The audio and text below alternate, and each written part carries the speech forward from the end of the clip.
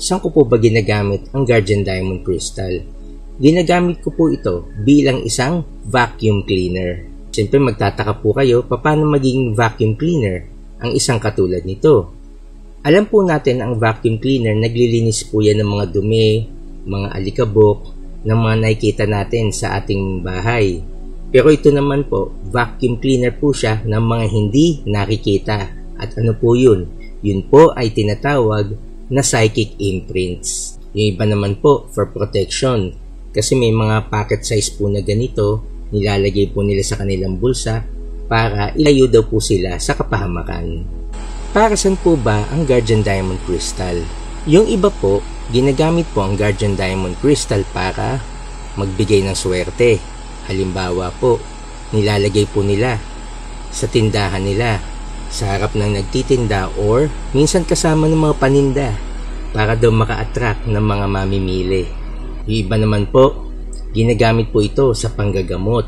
Halimbawa po, ako po na isang healer kunwari, ito po ay nandyan lang sa harapan ko habang nagsasagawa ko ng healing.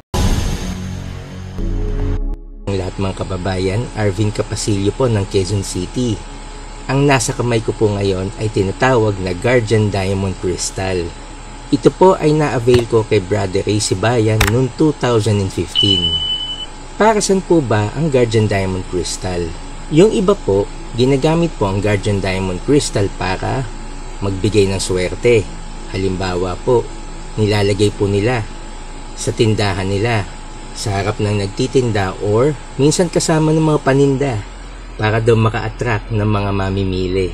Yung iba naman po, ginagamit po ito sa panggagamot. Halimbawa po, ako po na isang healer kunwari, ito po ay nandyan lang sa harapan ko habang nagsasagawa ko ng healing or minsan nasa isang tabi lang na malapit sa nanggagamot para mas nagiging effective daw ang panggagamot nila. Yung iba naman po, through deep meditation, habang nagme-meditate po sila, nasa harapan lang po nila ito para mas marating po nila deeper and deeper during meditation. Yung iba naman po for protection. Kasi may mga pocket size po na ganito, nilalagay po nila sa kanilang bulsa para ilayo daw po sila sa kapahamakan. At ako naman po, saan ko po ba ginagamit ang Guardian Diamond Crystal? Ginagamit ko po ito bilang isang vacuum cleaner. Siyempre magtataka po kayo, paano maging vacuum cleaner ang isang katulad nito? Alam po natin ang vacuum cleaner, naglilinis po yan ng mga dumi, mga alikabok, ng mga nakikita natin sa ating bahay. Pero ito naman po, vacuum cleaner po siya ng mga hindi nakikita. At ano po yun? Yun po ay tinatawag na psychic imprints. Ano po ba ang psychic imprints? Itatanong po nyo. Ang psychic imprints po ay mga energies na hindi po natin nakikita, na nanggagaling po sa atin, na dumidikit po sa mga pader, sa sahig, sa mga furnitures. Yung mga energies po na dumikit sa ating paligid, pwedeng positive yan or pwedeng negative. Kaya po yung ibang mga negosyante, every year or every 2 years, nagpapalit po sila ng mga furnitures.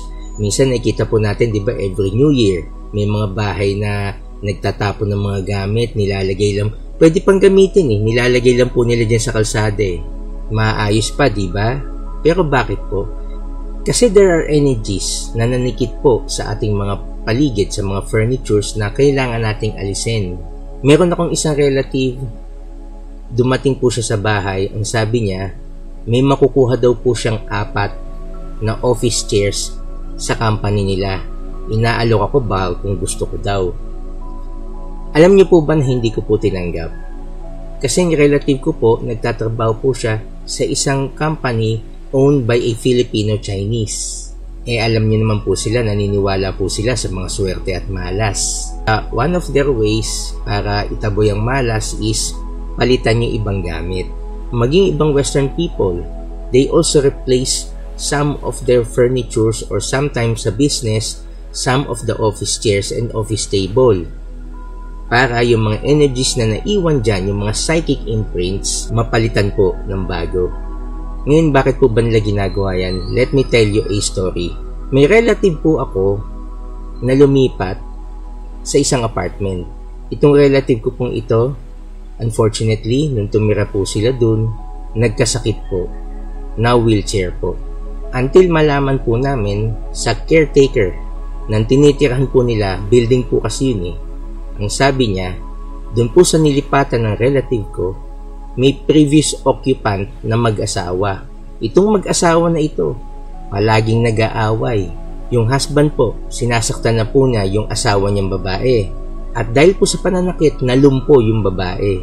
And then, nag-decide po sila na umalis na dun sa apartment unit na yun na tinirahan ng relative ko. Nagkaroon po ako ng conclusion na yung pag-aaway po ng mag-asawa sa apartment na yun na nauwi po sa pagkalumpo ng babae nanikit po sa mga pader at sa sahig. Kaya nung tumira po yung relative ko, na wheelchair po siya. At yun po ang concrete example ng mga negative energies na dumikit sa pader at sa sahig. Kaya po, bumili po ako nito. Nung lumipat din po ako ng apartment dito po sa tinitirhan ko na, isang araw one day, iniwan ko po siya doon sa may sahig. Sinabi ko naman po sa may-ari po nitong apartment habang wala pang laman po itong unit na to, iiwan ko muna po ang isang bagay doon po sa gitna ng sahig. Isang araw, 24 hours, ginawa ko po siyang vacuum cleaner. So lahat po ng mga negative energies na nakapaligid dito, sinipsip po niya. And then, after po niya sipsipin ng 24 hours, kinuha ko po ito at hinugasan ko. Bakit po? Ba't kailangan po bang hugasan ng mga ito? Ganito po kasi ang principle niyan. Kapag ang isang baso na puno po siya ng tubig, kailangan nyo po rin siyang itapon pagkatapos po, diba? Ganun din po ito. Yung mga negative energies na napunta rito, kailangan nating itapon sa pamamagitan ng paghuhugas. Huhugasan po natin ito para yung mga nahigop niya mga negative energies, tinatapon po niya. At yun po ang dahilan kung bakit bumili po ako ng Guardian Diamond Crystal for cleansing purposes naman. Ito makwento ko lang po sa inyo, no? Dinala ko po ito sa trabaho namin. Actually, meron po akong 3 ganito pa na maliliit nga lang. So, 4 po sila na kasama po ito na dinala ko sa opisina. Meron akong isang kasama sa office na may third eye o clairvoyant. Pinakita ko po sa kanya. Ang sabi niya, halimbawa po, ito. Eto sir. May mga kidlat sa loob. May kidlat. And then, pinakita ko yung another Guardian Diamond Crystal. Ito sir. May nilalang po rito. Malaki tenga. Then, tinabi ko po ito. Pinakita po sa kanya yung 3. Ang sabi niya, sir, ito naman. Mahaba yung balbas. Tinago po ito. Pinakita ko po sa kanya 4. Ang sabi niya, sir, ito malaki naman po ang katawan. May body build.